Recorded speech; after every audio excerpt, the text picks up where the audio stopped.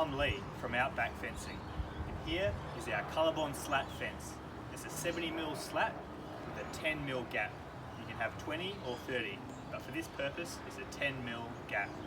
Stick around and we'll show you how to install it. So this is what comes with a standard slat panel, which is your standard flat slats and also your louvered slats.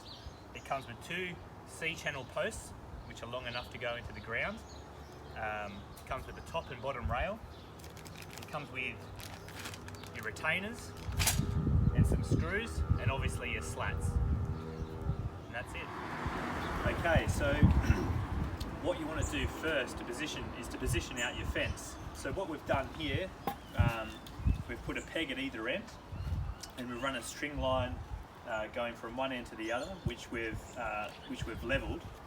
Now that string line we've set at the bottom, for the bottom of your fence, which is going to be your bottom rail of your fence. And if you don't know what a bottom rail is, you'll find out soon. So that string line now is nice and parallel with the driveway, and it's also level. Okay, so what you want to do now is set out the width of your panels for the positioning of your holes. So what you want to grab yourself is the rail. You want to grab two rails, and as you can see, what I've done here is this is where I want to start my fence. So what you can do is put that first rail down and mark it either on the string line or on the ground with a bit of paint or a texture, or even just mark the dirt. Then what you want to do is get your second rail and lay this down next to it. And what you want to do there is give yourself about a 5 to 10mm gap spacing between the two rails. And basically what you do then, if you've got a long run, you just keep doing that for however long it is. If it's 50 metres, this is exactly what you do. But today we're only doing two panels. So you lay them out like that, mark the positioning of your holes, and then you start digging. Easy to dig. Now you want to make sure that these holes are about 150 to 200mm wide and 600mm deep. Okay, that's really what you want for a 1.8 high fence. If you're doing a higher fence, you want to go a bit deeper. So we'll put these aside. Now what we've done is we've laid out the posts, as you can see. So we've got a C-channel post for either end, which is just a single post. And for our intermediate post, what we want to do is screw them together. So what you do, if you want to come in a bit closer there, Owen, and have a good look at this. You get the C-channel post like that, and you lay this one on top like that, and you get it real nice and flush at the top. Then what you need to do is get yourself a tech gun and some of the tech screws which are provided. And then what you want to do is put one at the top to the side of the post. We'll have a look at that in a minute, what all the screws look like. I'm going to put one here at the bottom. Now when you're screwing it together, you really want to make sure that the posts are all nice and flush on all the edges. So I'm going to go ahead and screw this off.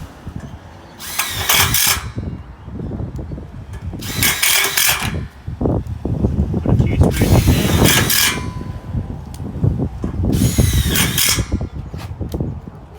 So if you have a look at that, we've got two there at the top, one in the middle, another two there, and another one at the bottom. So that's pretty much how you screw an intermediate post together.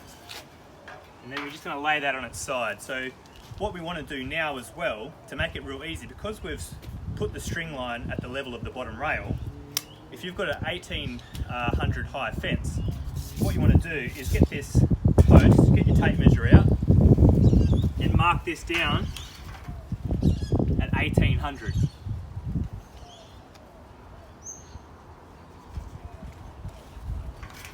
Just with a pen or a bit of a black texture, nothing too big because you don't want it to stay there forever. So then when you go to post this over here in the hole,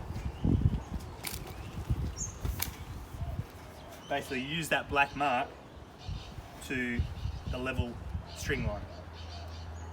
And if you post all your posts like that, you get a nice level fence. So So what we're going to do next is we're going to concrete these posts in, which is pretty much the hardest part of the job. Once we get all of that set, the rest just goes in very easy. Alright, so we're ready to concrete our first post. Just remember, we've marked it at 1800 with a little bit of a texture. That way when we post it, the post goes down to the string line. So what I'm going to do first is we'll post this.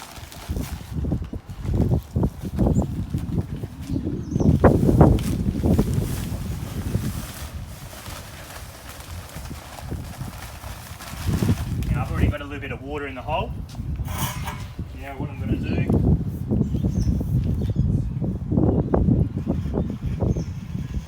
slide this down. Now I'm going to check it for level before I go any further down. It's pretty good where it is. I might just try and shift that over a bit if I can. So just basically, just give it a light jiggle. Test that.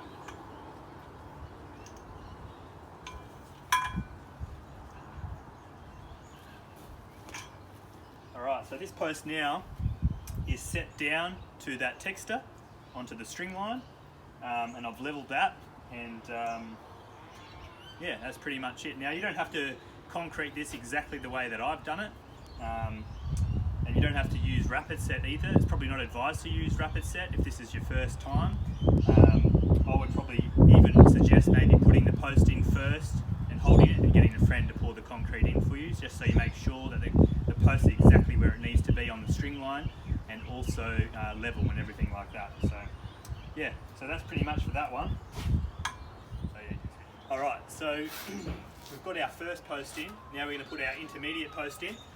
Now what you want to do is get your rail, which is your spacer, and you're going to lay this down next to the post. So you're going to lay that down next to the post. Now what we're going to do when we concrete this in, you want to allow yourself a 5 to 10 mil gap when you're putting this intermediate post in, so you've got a little bit of a play with the rail when we put that in later. So what we're going to do is put a bit of water in.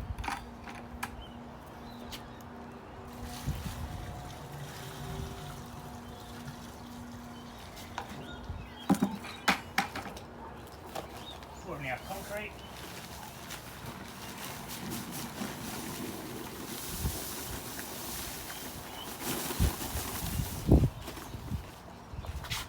Remember, you've got your mark on the post. What I like to do is sort of hold the post up here like this and let the weight level itself. And get it roughly in position and just let that fall down into place.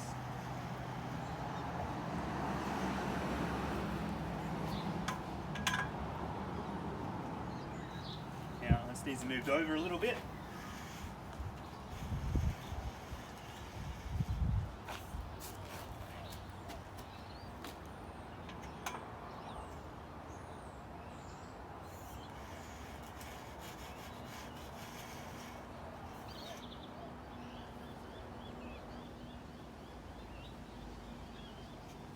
Get that all nice and level with the string line, and also your mark.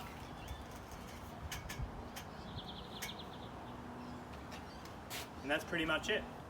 Okay, so now all of our posts are posted in.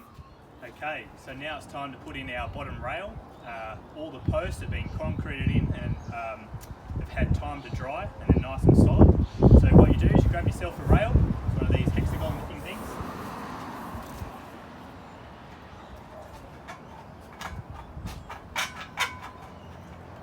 Get it in the end, you just need to squeeze the rail to put it inside the post, and then you just drop this one in like that and give it a bit of a squeeze, and that will just slide straight down to where it needs to be. Now what you want to do is put the bottom of the rail to the texture mark that we had put earlier on the post. You do that at both ends, which I'm going to do now.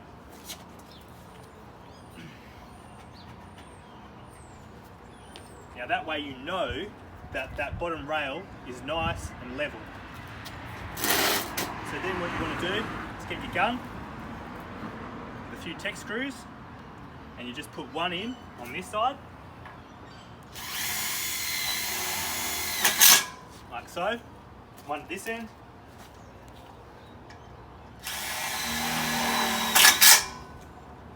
Now you want to go ahead and do that on the other side as well, and for the next panels and the other panels that you have.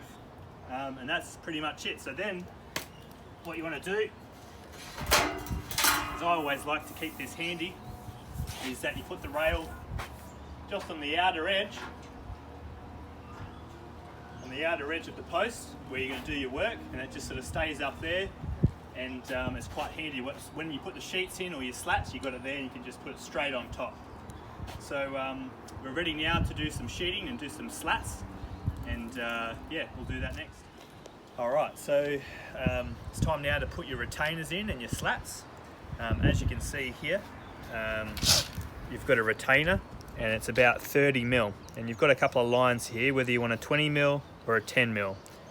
And what we've done here is we've made ourselves a 10 mil retainer slat, and all you've got to do, pop that in the top,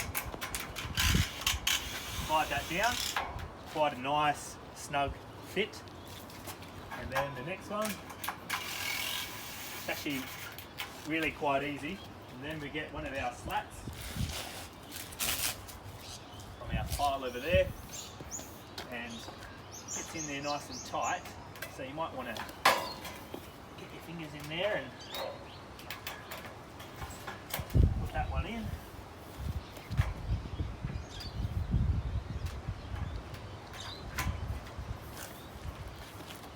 And there you go, that's our first slat.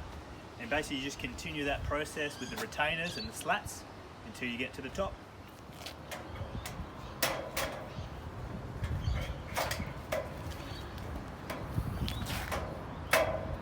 Alright, we've stacked all those slats up.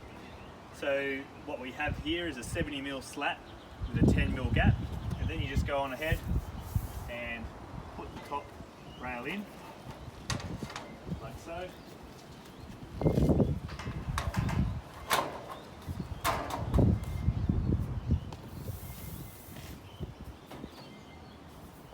And that's pretty much it. All we have to do now is put the back brace on. You don't have to, but it is part of the process, and it just stiffens up the slats, especially if you're using a standard panel. So let's do that. Alright, so what we need to do now is put the stiffener onto the back side of the slats. Now you get to choose what that side is. So this is the stiffener. So basically you'll have a smaller piece and then a slightly bigger piece. The smaller piece is what you screw first onto the slats, and then once you've put the screws into the back of the slats, then you use a bigger piece that clips over it. But what you want to do first is find out your center.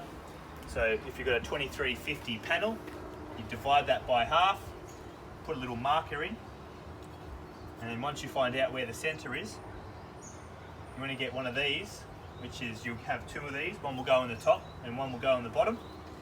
And what you want to do is basically get that in there, and that just sits in there, okay? And you want to do the same on the top. And that'll become clear later what that's for. You screw that together with the stiffener, and that just helps stiffen everything in place. So, alright, so what you need to do now is to put a little screw through into the back of the slat, which we've done now, and come and have a look at that, Zach. You can see that we've put all the screws in there now. And just, this can be a little bit tricky, but you sleeve this one over the other one. It's quite tight.